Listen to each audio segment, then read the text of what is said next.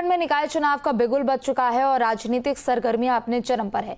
सभी पार्टियां प्रत्याशियों के चयन को लेकर गहन विचार विमर्श में जुटी हुई है। इस बार दोनों ही दल साफ सुथरी छवि और युवा चेहरों को प्राथमिकता देने की रणनीति पर काम कर रहे हैं।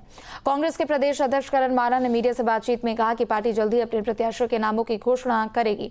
उन्होंने कहा कि नामांकन में अभी वक्त है, इसलिए हम गंभीरता से मंथन कर रहे हैं ताकि मजबूत और जनता की पसंद के प्रत्याशियों को मैदान में उतारा जा सके। तो वहीं दूसरी तरफ बीजेपी के प्रदेश अध्यक्ष महेंद्र भट्ट ने बताया कि पार्टी प्रत्याशियों के चयन को लेकर अंतिम दौर में है और जल्द ही उनकी घोषणा भी की जाएगी।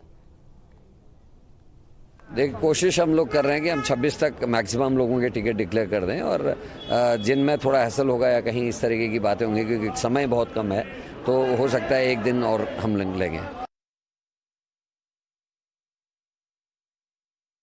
हमारे चुनाव मंडल के हमारे 3 नाम का पैनल बन चुका है। कल ही हमने पब्लिक सर्वे के लिए नाम भेज दिए। आज हमारे गढ़वाल मंडल के प्रत्याशी के पैनल कंप्लीट बन जाएंगे।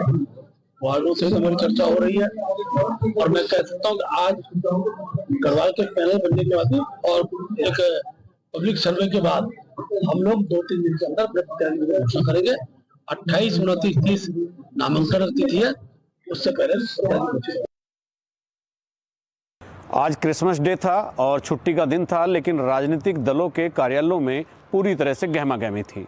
दूर दराज से, प्रदेश भर से वो तमाम नेता आए हुए थे जिनको निकाय का चुनाव लड़ना है। किसी को पार्षद का लड़ना है तो किसी को मेयर का या किसी को नगर पालिका के चेयरमैन का।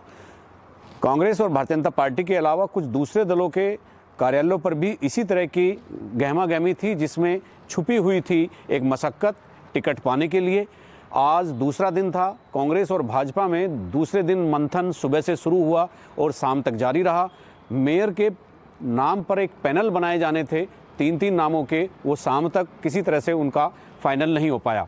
अभी लगता है कि 1-2 दिन मेयर प्रत्याशी घोषित करने में राजनीतिक दलों को और लगेंगे, लेकिन जिस तरह से पूरे प्रदेश से नेताओं ने एड़ी चोटी का जोर लगाकर लॉबिंग शुरू की है, अपने आकाओं की गणेश परिक्रमा शुरू की है टिकट के लिए, वो दोनों ही पार्टी में, दोनों ही प्रदेश अध्यक्षों के लिए एक बड़ा सिरदर्द बनता जा रहा है।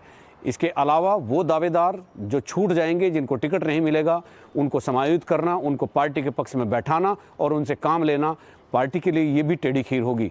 अभी 1-2 दिन में मेयर के प्रत्याशी कांग्रेस और भाजपा उनके नाम जारी कर देगी और उसके बाद फिर एक क्लियर होगा कि नामांकन पत्र दाखिल करने के बाद एक शंखनाद हो जाएगा निकाय चुनाव का, जिनका हो रहा है पिछले 1 साल से इंतजार।